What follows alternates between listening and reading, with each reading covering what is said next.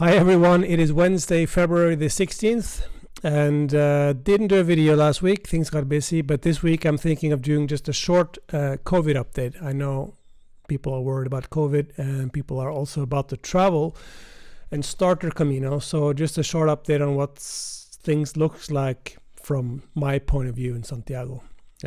You probably should do a lot more research if you are worried about this yourself on the internet as well, but just one data point for you. It's kind of what I see from where I'm sitting.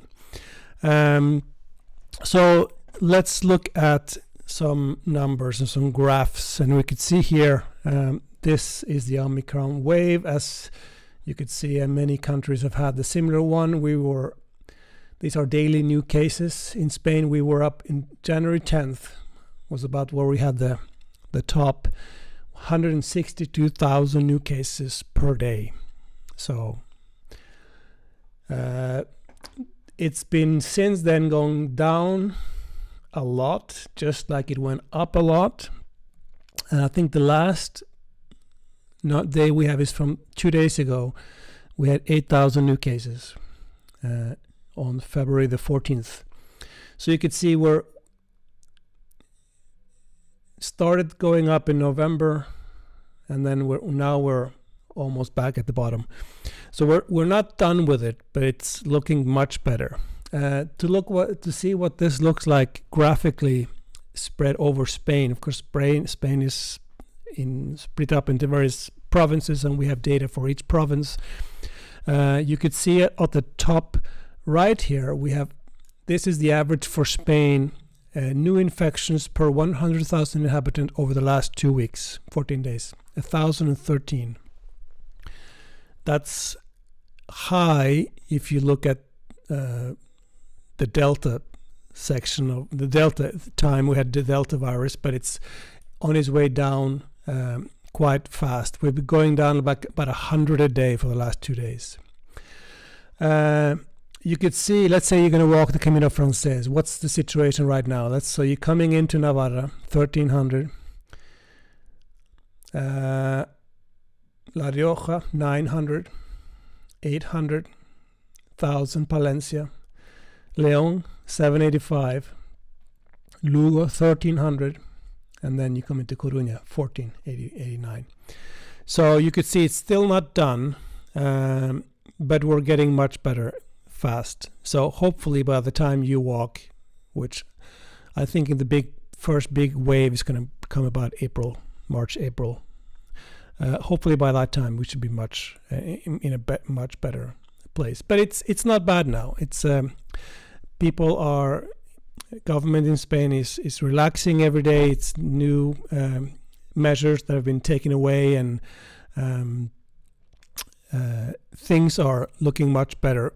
For example, in Santiago, we have, I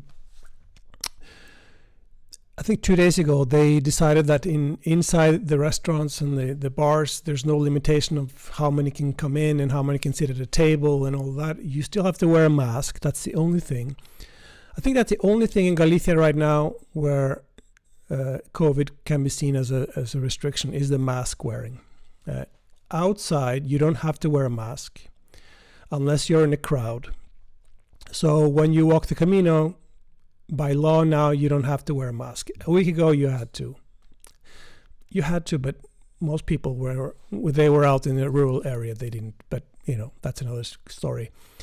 Now it's fine. You don't have to wear a mask. That said, in Santiago right now, I think 80% of people just walking around town wear a mask. They don't have to. They just decide to do that.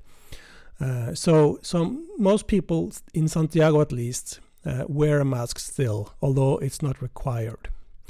This varies a lot all over Spain, I'm sure, too. I think in Madrid, less people wear masks, but it's you always have to get used to not wearing a mask again now, because we have been wearing masks for 2 years.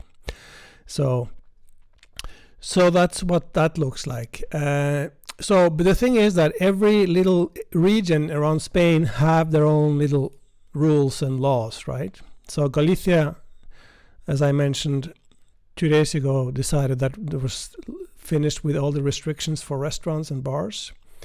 The only thing in Galicia that we still have to wear is the mask, as I mentioned. Inside, if you go into a hotel, if you go into a restaurant, you have to wear a mask. You go into a store, you have to wear a mask. And that's a national rule. For restaurants and bars, how many can sit at a table, how many can be together, that's regional rules. So that will depend. So when you walk across Spain, you might see that in León, they have one set of rules. In Palencia, they may have something else, and in Burgos, they have something else. So you'll see that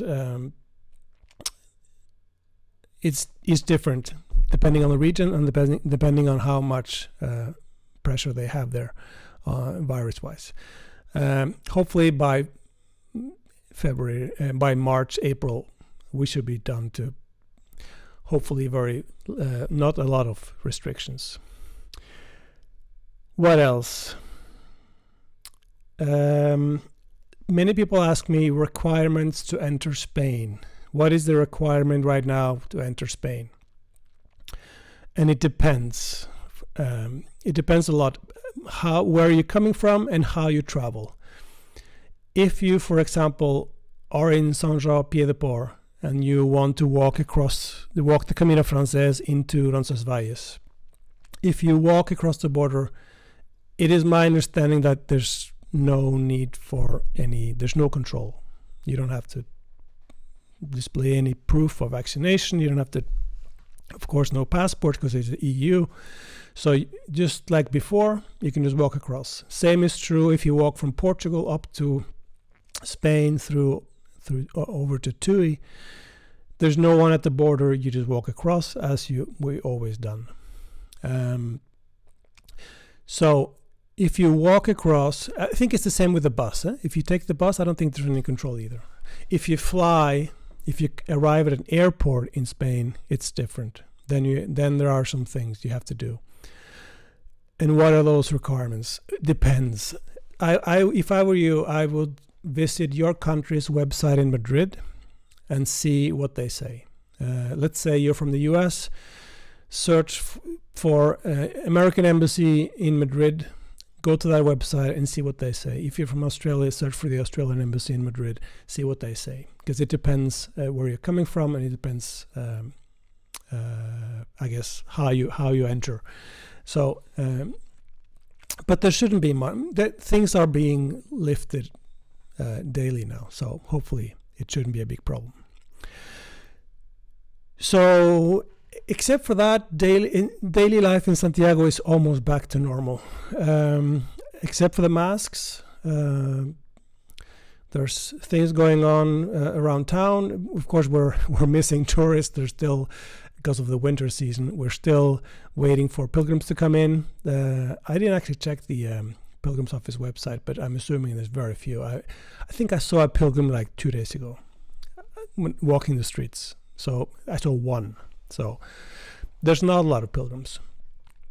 But I think by the number of guidebooks that I've sold and the number of people that I could see on the forum being active, I think it's going to be a good year, and I think a lot of people are coming. See the little picture underneath me here, the map? That's people on the forum right now planning to walk. It's almost 1 o'clock in Santiago, and you could see the Australians are, I guess, going to bed soon, and the Americans are waking up. So it's very busy on the forum, which is great.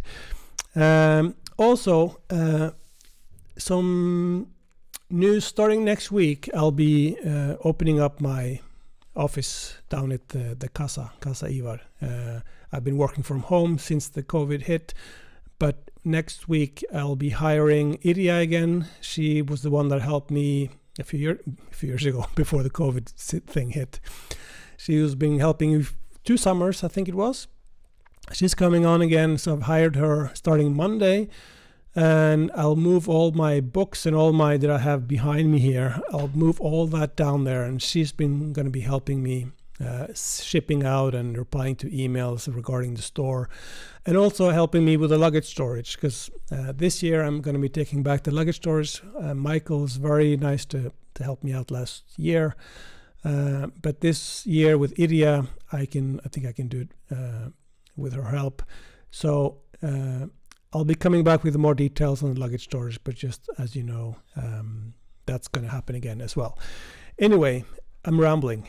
I'm going to stop now. So anyway, I'll be coming back with a video next week from Casa Ivar, probably with some footage of what it looks like after we have been doing the moving. This week is going to be a week of putting books and stuff in boxes and driving it down there, and then putting it up into shelves. So because my idea is also that people can come by, and if you want a guidebook, let's say you walk into Santiago and decide to go on to Finisterre and need a guidebook, you can come by and get one, because all the books that I have on my online store are going to be available in that place as well. So it's not going to be a store in itself, because it's more going to be a place where you can come up and you could get books that I have on the shelf.